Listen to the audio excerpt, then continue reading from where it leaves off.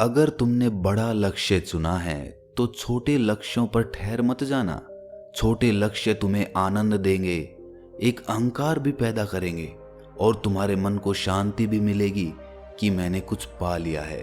और ये सारे विचार बड़े लक्ष्य को पाने में बाधा बन जाते हैं। अगर आपने कोई बड़ा लक्ष्य चुना है तो वहां तक पहुंचने के लिए छोटे मोटे लक्ष्यों पर ध्यान मत देना, क्योंकि अगर तुम छोटे लक्ष्यों से प्रभावित हो गए तो तुम अपने अंतिम लक्ष्य तक कभी नहीं पहुंच पाओगे।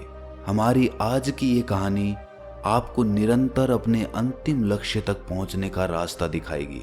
इससे पहले कि आप इस कहानी में खो जाएं, इस चैनल को सब्सक्राइब जरूर कर लें। तो चलिए कहानी शुरू करते हैं। बात उस वक्त की है जब गौतम बुद्ध आत्मज्ञान प्राप्त करने के लिए यहाँ से वहाँ भटक रहे थे। इस दौरान वो गंगा नदी पार करके मगध साम्राज्य में पहुंच जाते हैं। मगध साम्राज्य सिद्धि प्राप्त करने वाले आध्यात्मिक गुरुओं के लिए बहुत प्रसिद्ध था और गौतम बुद्ध, जो कि उस समय सिद्धार्थ के नाम से जाने जाते थे, वो भी ऐसे गुरु की खोज में थे जो उन्हें ये शिक्षा दे सके कि जन्म मरण से मुक्ति कैसे प्राप्त की जा सकती है। ज्यादातर गुरु ऊंचे पहाड़ों या वनों में निवास करते थे।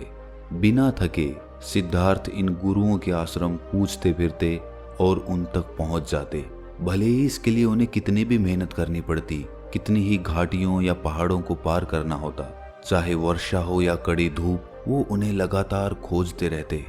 और इसी तरह महीने दर महीने बीतते चले गए।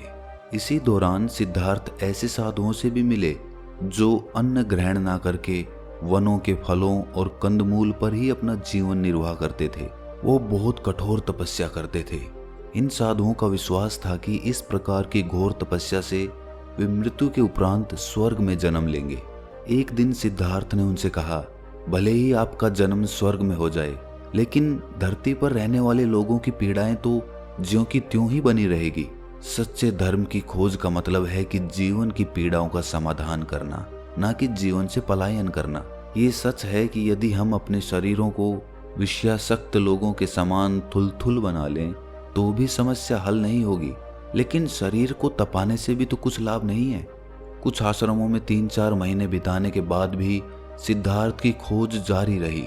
उनकी ध्यान साधना लगातार बढ़ती जा रही थी, किंतु फिर भी वो जन्म और मरण के दुख से मुक्ति पाने के सच्चे धर्म का सच्चा मार्ग प्राप्त करने में सफल नहीं हुए थे। समय तेजी से बीत रहा था और सिद्धार्थ को अपना घर छोड़े हुए 3 साल हो चुके थे। कभी कभी जब वो वन में ध्यान लगाने बैठे होते थे तो सिद्धार्थ के मन में अपने पिताजी शुद्धोधन, यशोधरा और अपने बेटे राहुल की आकृतियां और अपने बचपन तथा यौनावस्था के चित्र विचारों में कौंध जाते। लेकिन उनका दृढ़ विश्वास था कि एक ना एक दिन वो सच्चे धर्म का मार्ग खोज ही लेंगे। एक बार की बात है, वो मगध की राजधानी राजगृह के पास पांडव पर्वत पर अकेले ही निवास कर रहे थे। एक दिन वो भिक्षा मांगने के लिए राजधानी में आ पहुंचे। उनकी मंद गरिमा में चाल तथा उनके सौम्य एवं आभायुक्त मुखमंडल को देखकर रास्ते के दोनों ओर लोग रुककर इस सन्यासी को देखने लगते, जो ऐसी शालीनता के साथ चल रहा था जैसे शेर पहाड़ी जंगल में चलता हो। संयोग से उसी समय मगध के राजा बिंबिसार भी अपने रथ में सवार उधर से गुजर रहे थे। राजा ने अपने सारथी को रथ रोकने के लिए कहा, जिससे वो सिद्धार्थ को भली भांति देख सके। उन्होंने अपने एक सेवक से कहा कि सन्यासी को भोजन दे दिया जाए और इसके पीछे पीछे जाकर देख कर आओ कि इसका निवास कहाँ पर है। इसके बाद अगले दिन राजा बिंबिसार दोपहर को अपने रथ पर सवार होकर उसी जगह पर गए जहाँ सिद्धार्थ निवास कर रहे थे। अपने वाहन को पहाड़ के नीचे ही छोड़कर वो पहाड़ चढ़कर अपने एक सेवक के साथ सिद्धार्थ के निवास स्थान पर जा पहुंचे।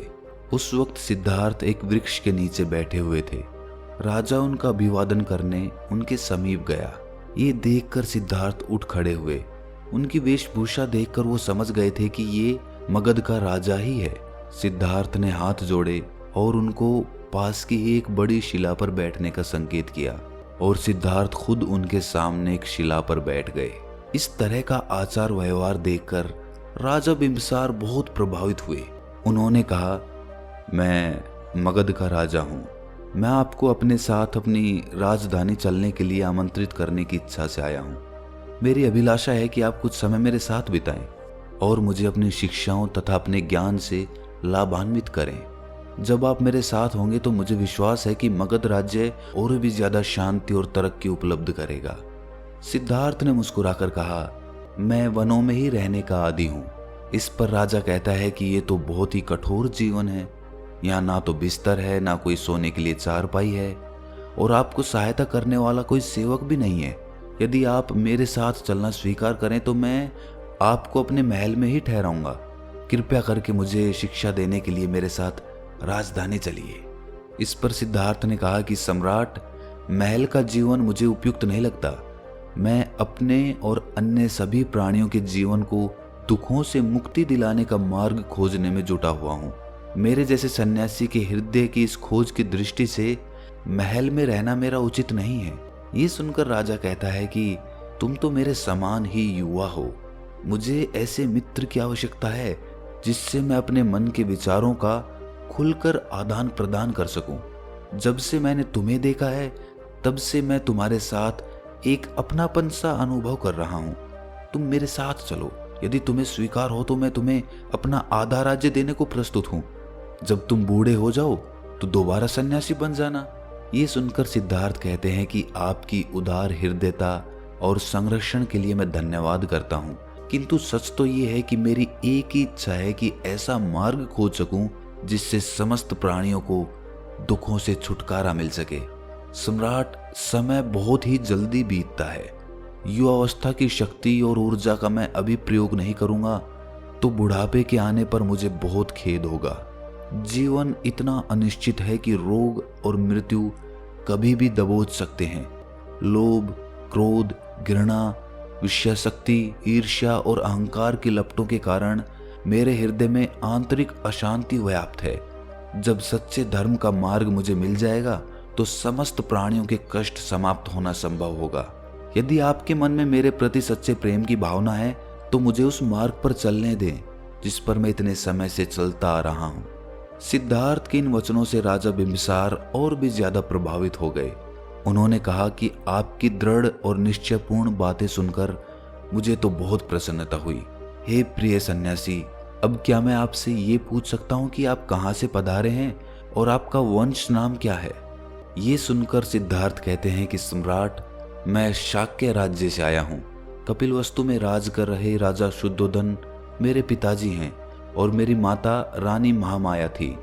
मैं वहाँ का राजकुमार था और सिंहासन का उत्तराधिकारी भी, किंतु सच्चे धर्म का मार्ग खोजने के लिए मैं सन्यासी बनना चाहता था।